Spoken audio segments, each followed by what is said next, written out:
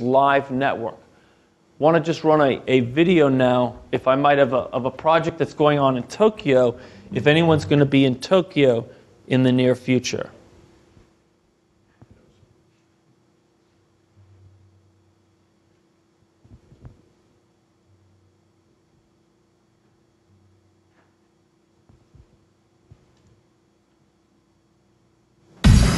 Today is a monumental milestone. It's the first time commercial cars actually go on the road, driving at the toughest possible test that you can have. And you'll be able to say that you were there on April 26, 2010, when the first electric taxi actually took to the road in Japan.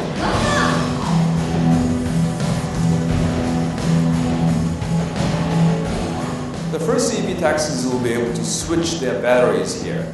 And by switching the batteries, they'll be able to extend the range.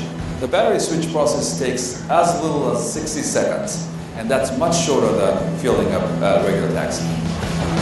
Here, we're capable of handling as many as 12 Think about what we could have down in here, or what we have in here. Charge batteries to the EVs.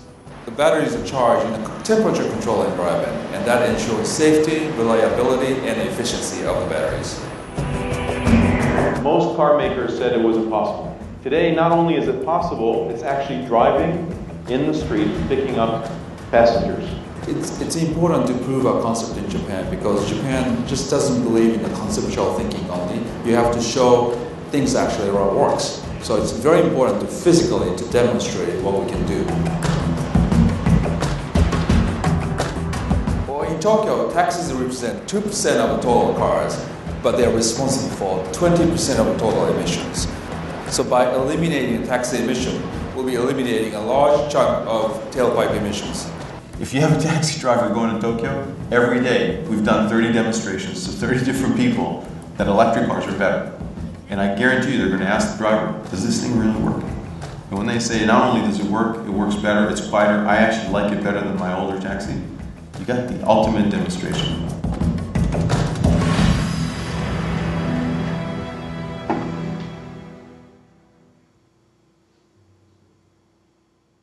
So that's the project in Tokyo that's running right now. And if anyone's in Tokyo, again, let me know. We'll get you a VIP tour of the actual battery switch station. And what's important down in there was all those batteries and that storage of batteries. So now we're going to go into sort of EVs and utilities, and I call them the bane or the boon of utilities because they can do terrible things or they can do great things. If you have this is a 6 kW charger compared to various residences in various places. San Francisco, we don't have air conditioning units, so that's one house. This is the one EV it parked out. That's a lot more houses versus in, say, San Ramon, where you have air conditioning. You're adding 1 to 1. In San Francisco, the utility would argue, oh my goodness, we're adding, for every EV, we're putting on 2, 3 more houses. And that presents to them the perception of all sorts of charges if this is done dumb. When I say dumb, you come home, you plug it in, the car starts to charge immediately. Here's your 24-hour demand curve. It pops it right there. Terrible, because that's when we're people. We come in, we would want to plug in right then and there. Who wants to go out to plug your car in at 11 o'clock at night? They did some studies in California. Again, this is at 25% of the California vehicles. We'd have to build more generation to feed them. Even if we split half between daytime and nighttime charging, we'd have to feed them. And then what do you really want to do? You want to grab all that wind. So you want to charge in time with that wind.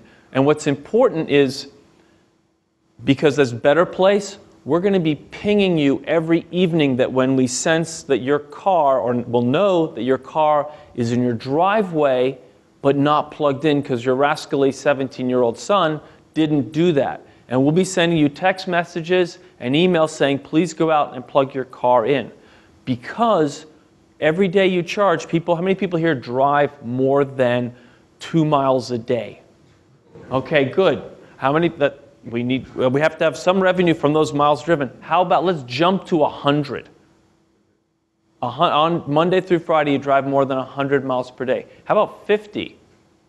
So a couple people at 50. So those 50 people will probably drive to work, plug in at work, and charge at work. And the rest of us, We'll all do that too at the beginning. Drive to work, plug in at work, even if we're just driving 10 miles each way to get that 10 miles worth of juice and come home, because our range went from 300, 400 miles down to 100-mile range EVs.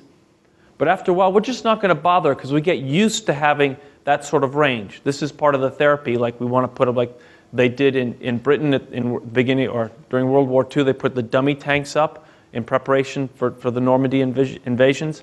We'll put some fake charge spots up just to people feel like they can charge.